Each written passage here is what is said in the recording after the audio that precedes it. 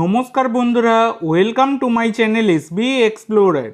তো বন্ধুরা, থাম্বনেলটা দেখেই বুঝতে পারছো টপিকটা কতটা ইন্টারেস্টিং হতে চলেছে। 29শে মে তোমাদেরকে ভিডিও বানিয়ে আমি জানিয়ে দিয়েছিলাম যে মোহনবাগান একজন প্লেয়ারকে টার্গেট করে রেখেছে, বিদেশিকে। সেই বিদেশির সাইনিং কিন্তু অবশেষে মোহনবাগান ম্যানেজমেন্ট তারা কিন্তু কনফার্ম করে ফেললো।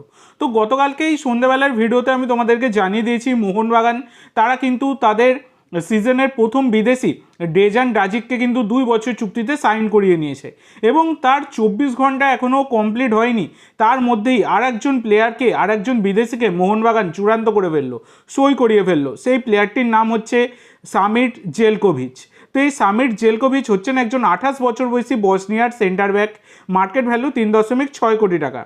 তো তিনি সেন্টার ব্যাক ছাড়া ডিফেন্সিভ মিডফিল্ডেও খেলতে পারেন। যথেষ্ট ভালো পারফরমেন্স কিন্তু তার ছিল এবারে পাঞ্জাব এফসির হয়ে। যথেষ্ট কোয়ালিটি প্লেয়ার এই সামির, এবং সামিরের খেলা কিন্তু যথেষ্ট ভালো ছিল এই যে সিজনটা শেষ হলো আর কি।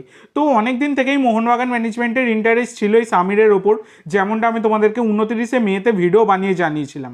তো অবশেষে সেই সামির তাকে কিন্তু সই করিয়ে নিল মোহনবাগান।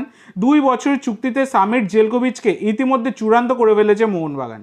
এবারের আইএসএলে 13খানা ম্যাচ খেলেছেন এই সামির, যেখানে তার 2খানা গোল 3খানা অ্যাসিস্ট ছিল। মানে গোল করতেও দক্ষ একজন প্লেয়ার, একজন ডিফেন্ডার আর কি বলাই যায়। তো যথেষ্ট কোয়ালিটি, যেটা দরকার ছিল মোহনবাগানের, যে একজন centre back come defensive midfielder, সেটা কিন্তু মোহনবাগান পেয়ে গেল এই সামির জেলকোভিচের মধ্যে দিয়ে। তো অফিসিয়াল অ্যানাউন্সমেন্টও করে দিল কিন্তু এই সামির জেলকোভিচের ব্যাপারে মোহনবাগান ম্যানেজমেন্ট। একদম সবুজ মেরুনের প্লেয়ার হিসাবে অফিসিয়ালি তার নাম কিন্তু ঘোষণা হয়ে গেল। তো তোমাদের কেমন লাগলো এই সাইনিংটা অবশ্যই সকলে কমেন্ট করে জানিও, এবং অবশ্যই সকলে একটা করে সাবস্ক্রাইব করে দিও। এত ভালো একটা খবর দিলাম, একটা করে সাবস্ক্রাইব তো করা উচিত। তো একটা করে সাবস্ক্রাইব তোমরা অবশ্যই করে দিও। তো আজকের জন্য এইটুকু বন্ধুরা। ভিডিওটি ভালো লাগলে অবশ্যই লাইক করো, শেয়ার করো।